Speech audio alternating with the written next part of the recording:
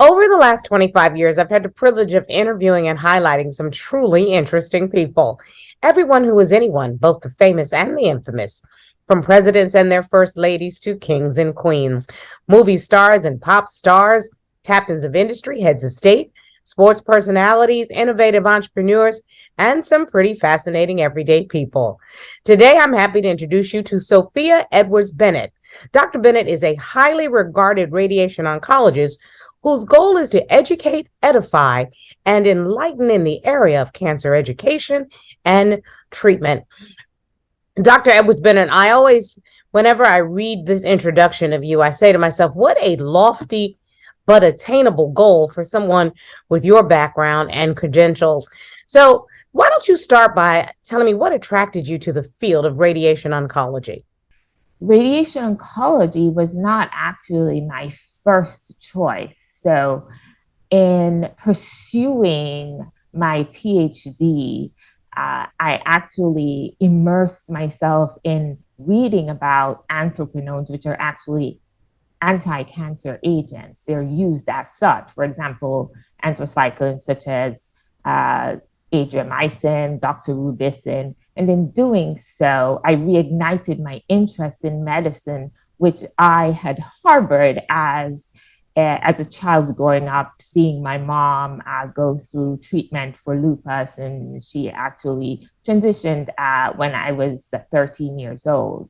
And so I was interested in medical oncology for that reason, due to the synthesis of anthraquinones during my PhD research tenure. But when I entered medical school, I was actually shadowing Dr. Portlock, who is a medical oncologist at Memorial Sloan Kettering. I matriculated at Cornell University, and that was across the street from Sloan Kettering. And during my first year, I shadowed her. I was interested in clinical research, given that I had already obtained my PhD. I wanted to explore clinical research. She did not have a project at the time, so she introduced me to Joachim Yahalom, aka otherwise known as Aki Yahalom in the field, and he is a guru, a nestor in lymphoma. And while I was engaging in a research study with him, he actually allowed me to shadow him in the clinic. And in so doing, I was really fascinated by not just the application of oncology, but radiation oncology encompasses everything: the anatomy, contouring, physics, so radiobiology, radiophysics, and of course, clinical care. And, I was sold thereafter, and that is what attracted me to the field of radiation oncology. So I don't want to be a fangirl, but when you talk about your field, there's such passion there. But I was so sad to hear that you lost your mother early on, which of course makes me think, as you told me about the professionals who impacted on your career, what role did your family play in the kind of medicine that you practice and your subsequent success? At that time, there were not many treatments available in the armamentarium of medicine for lupus. In fact, the panacea was actually just steroids, right? And there were certain doctors who were actually quite impressive. One in particular, he engaged not just with my mother, but also with the family members. I was young at the time, as I said. I mean, she was in and out of the hospital for 5 years. So I was really enamored by one physician because he took the time to embrace us, to engage in conversations with us, to ascertain how we felt, how we were processing her illness, and then, of course, her transition. And so that initially fostered my interest in medicine. But then, of course, as I stated before, it was kind of a curvilinear path. I entered the PhD program at Georgia State University and then medicine thereafter. But as the Bible says, though who he foreknew, he predestined. I don't think anything is coincidence, right?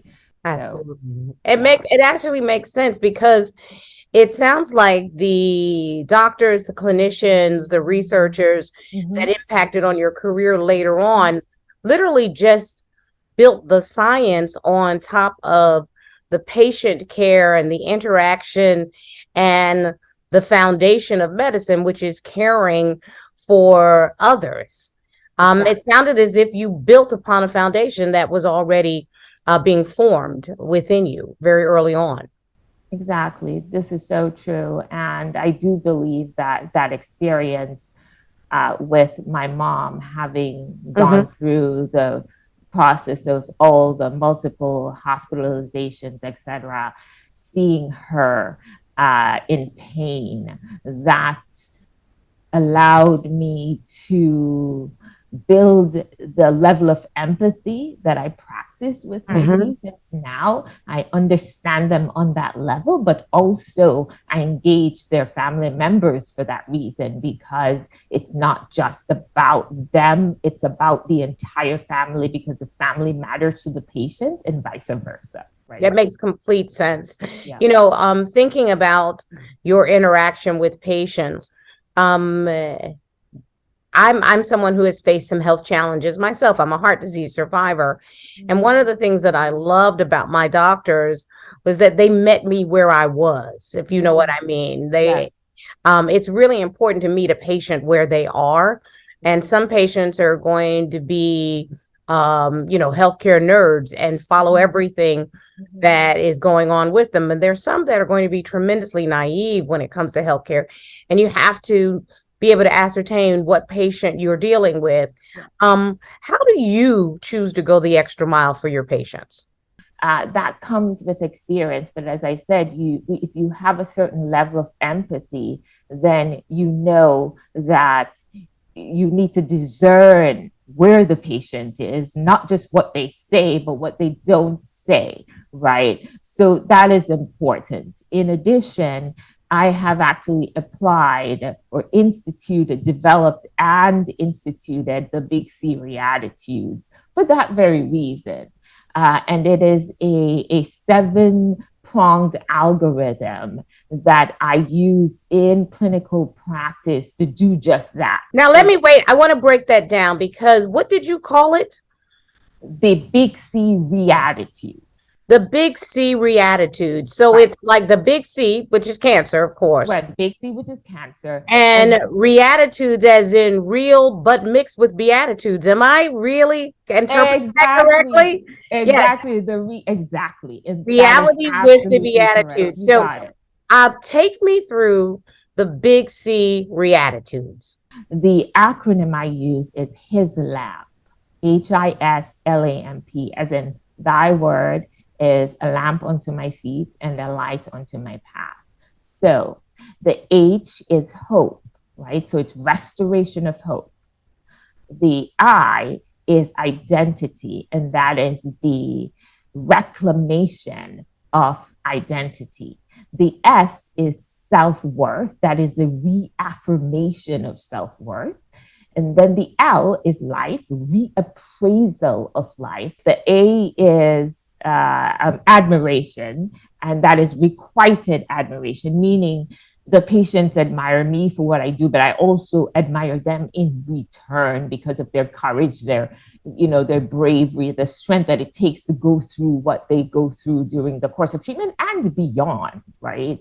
And then the M is rehabilitation of the mind. So the M is for mind. And then P is purpose. That's the reignition of purpose. When patients go through cancer treatment, they gain a different perspective. And I am sure to discuss with them at the end of treatment, what they've learned from this process, because I don't think that pain should be wasted. I don't think adversity should be wasted. I think there is gain in pain, right?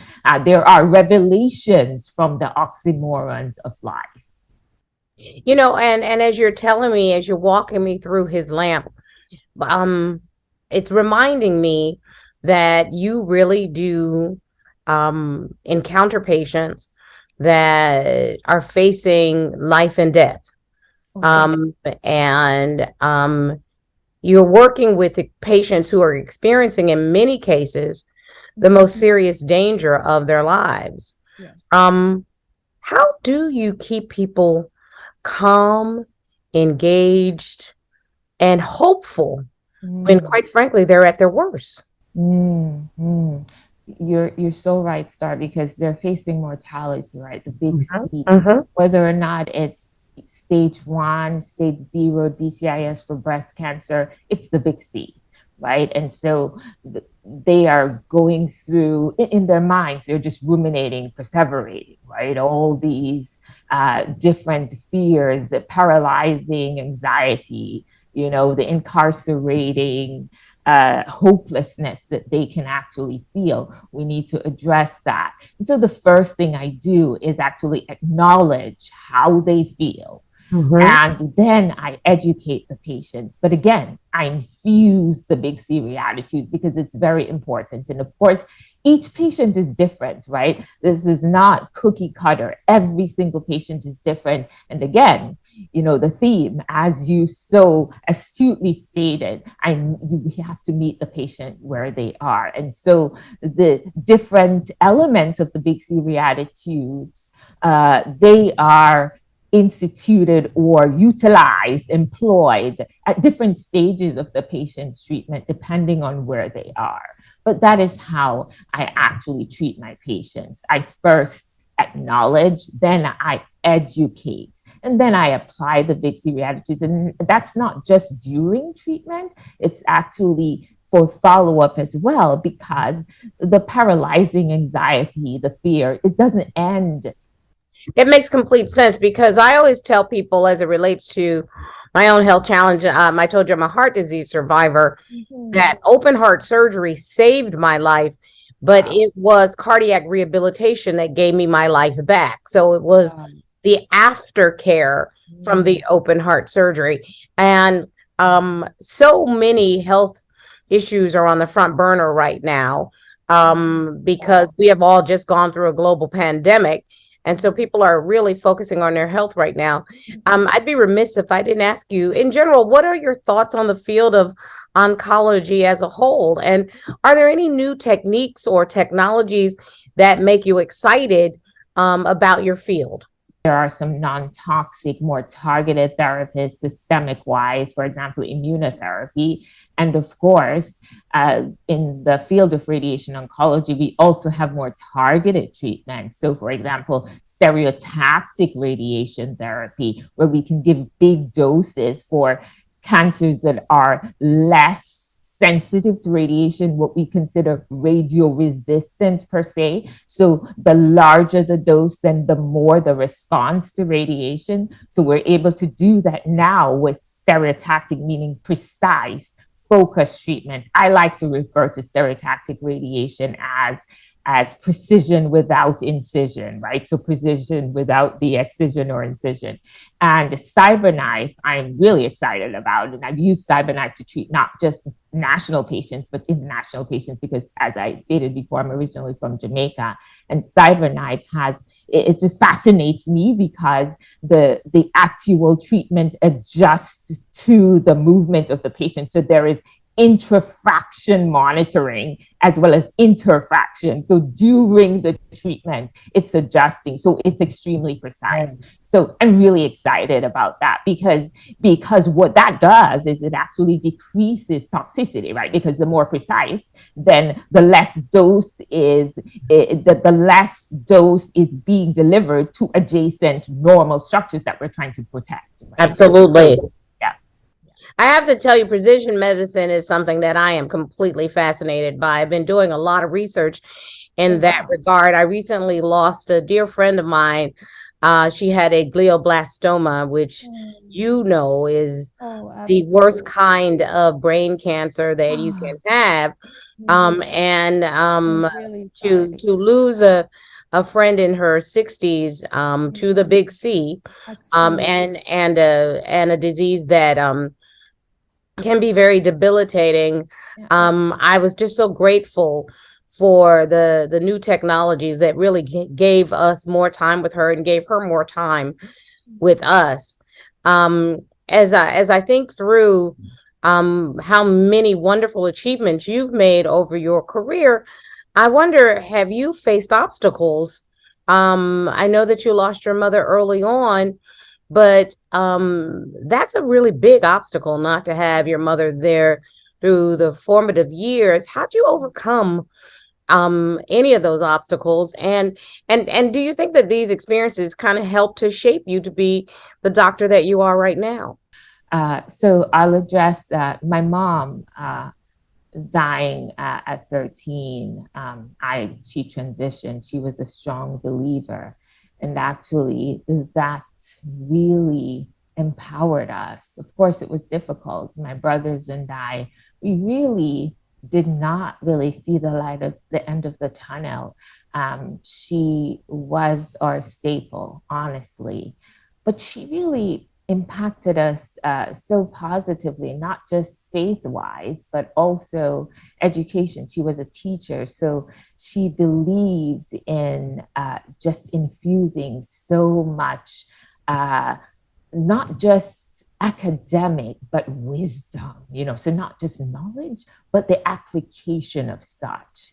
And I think that is what we used as a fuel for our lives moving forward. And of course, she really encouraged us to be close. And my brothers actually, they pursued advanced degrees later in life, actually college education later in life, because she tasked them with the responsibility of ensuring that I entered University of the West Indies, which was at the time the only university in Jamaica. So their education was delayed because, they really needed to take care of me. Dr. Edwards-Bennett, before we go, what's the one thing you'd like the viewer of this video feature to walk away with? I understand you'd like to end with some prose that you've composed. So this is a prose entitled I See You, and it is concerning, or it was inspired by one of my patients, Sarah Forstein, and I can say her name because I was actually given permission to do so by her family members. I interviewed them on my channel, REVOXYLIFE, and she's a patient of mine. I treated in South Dakota.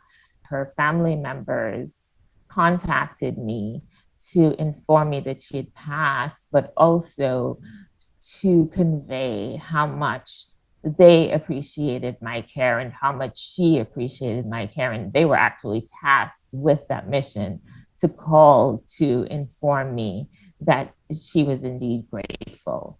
Even though she didn't speak a lot, I saw everything that she was feeling, everything that she was facing, her fears, anxieties, etc. And of course, in the end, her cascading tears. And so I wrote this prose, I see you. I see you. When we meet our patients, they present with more than just their diagnoses. They come packaged neatly or disheveled. The pain of the past, coupled with the shock and fear of what's at hand, their journey, what their lives entailed prior to their diagnosis, and its culmination to the present time, with all their emotions like a complex matrix intertwined. These are the stories of their lives, the one with which our hearts jive, the details they share, echoing from their deepest fear, their close connections, the lingering, regretful reflections, and unpleasant repercussions that plague their thoughts, derail their plans, and evict all their dreams, begrudgingly ripping control from their hands. The memory of Sarah and my conversations with her family and all my patients' encounters and lessons pursuant was a ratification of sorts of the panoply of interconnected retrospective inquisitions and realizations. That is, formality does not define professionalism of any kind, or the human interaction in its geniality is indeed the centerpiece of connectivity, flanked by the healing tripod of the mind, body, and soul. Thus, moving forward, breaking the mold, let this be, from our vantage, an enlightened, renewed point of view, the modus operandi of the majority, not just a few, so that in our encounters, we too can with all sincerity say these three powerful words endearingly. I see. Bless you for sharing that. And for the work that you do for so many patients, getting through, as I said, some of the toughest times in their lives, but also being there for their families and meeting them where they are. Dr. Edwards-Bennett, it's been a pleasure to have this conversation, and I wish you the very best in all that you do in the future. Thank you so much, Star, for having me. It's been my pleasure for sure, and I wish you all the best as well. Thank you.